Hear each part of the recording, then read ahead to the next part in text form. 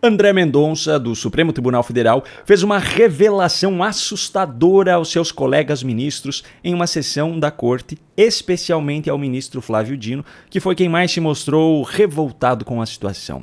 Veja só essa cena. E nos chamar e a qualquer servidor de louco, de irresponsável, de incompetente, na minha visão, não há aqui algo específico que justifique eu impor a possibilidade de uma pena superior só por ser servidor público, porque até aqui é o contrário.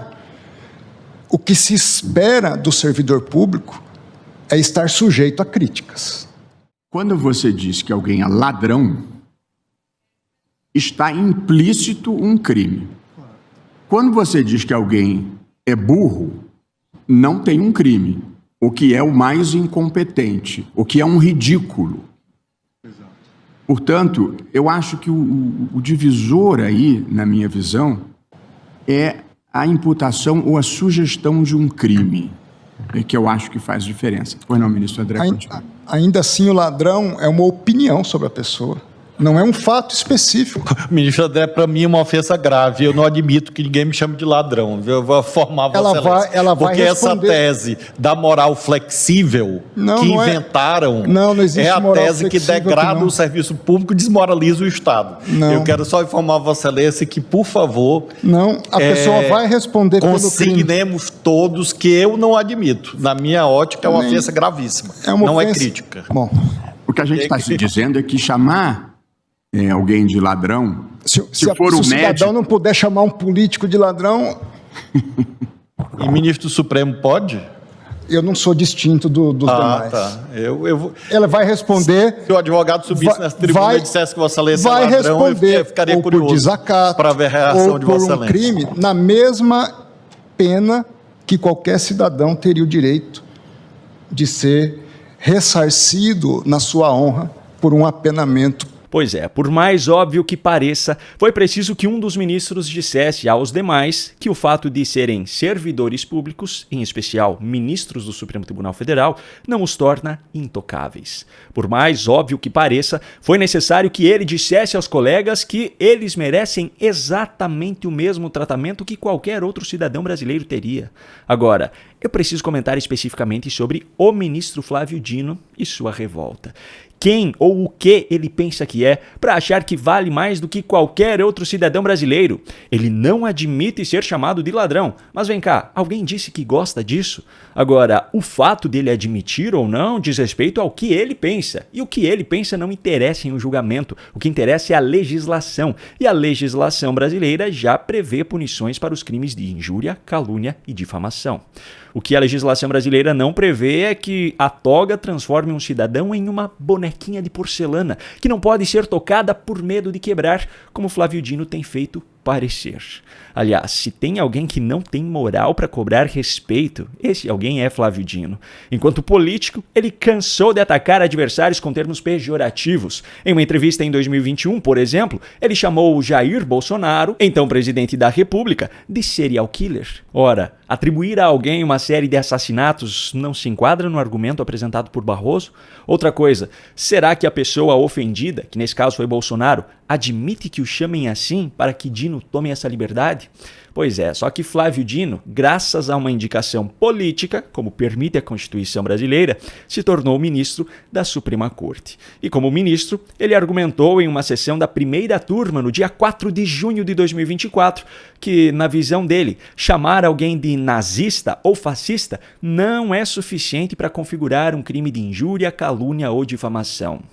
Eu considero que a palavra nazista, fascista, não possui o caráter de ofensa pessoal ao ponto de caracterizar calúnia, injúria e difamação. É uma corrente política estruturada na sociedade, no planeta.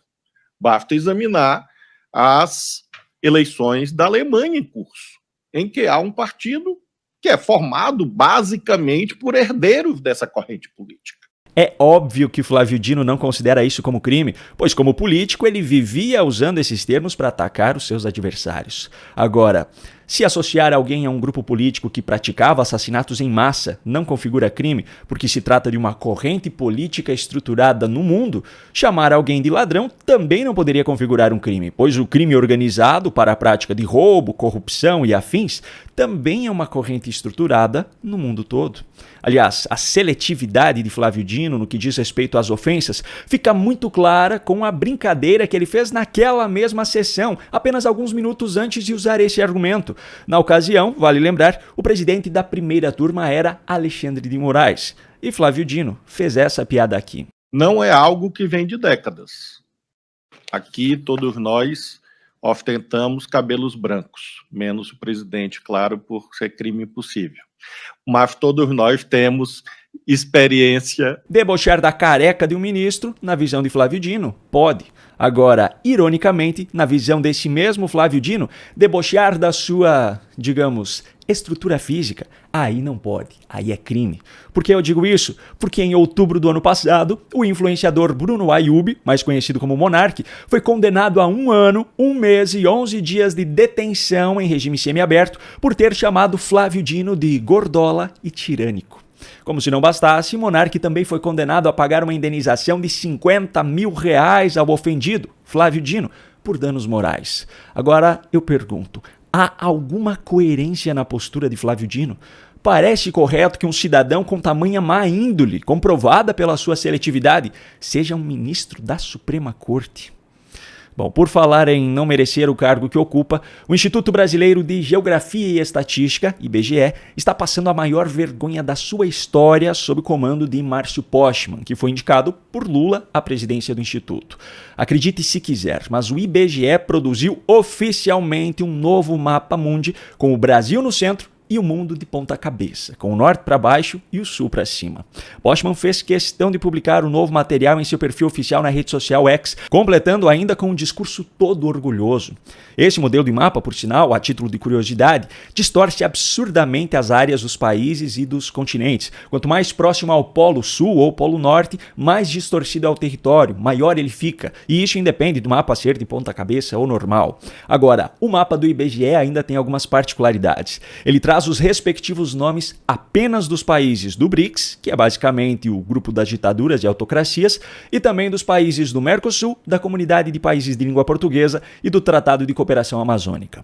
Para legitimar tudo isso, o mapa traz o selo do IBGE, do Ministério do Planejamento e Orçamento e do Governo Federal. Há quem argumente que há outros países, como a Austrália, que já produziram mapas onde colocam a si próprios no centro. Sim, agora, tem 3 pontos que eu preciso levantar. Primeiro, esse mapa do IBGE é o único a colocar o seu país no centro, a inverter o seu sentido e a nomear praticamente apenas as ditaduras, tudo em um mapa só. Nesse quesito, o IBGE bateu o recorde. Segundo ponto, qual é a vantagem disso? Parecer mais importante? Como eu falei anteriormente, quanto mais próximo dos polos, mais distorcidos são os territórios, maiores eles ficam. Então, na prática, colocar o Brasil no centro só faz com que ele pareça menor do que realmente é em relação aos outros. E terceiro ponto, com tantos problemas urgentes a serem resolvidos nesse país, é sério que o IBGE está priorizando esse tipo de palhaçada? Francamente, em um país com um péssimo nível de educação pública, em vez de ajudar, o Instituto ainda atrapalha, criando agora um mapa completamente diferente daquilo que todos nós estudamos até aqui. E você, o que acha? Me conta aqui nos comentários.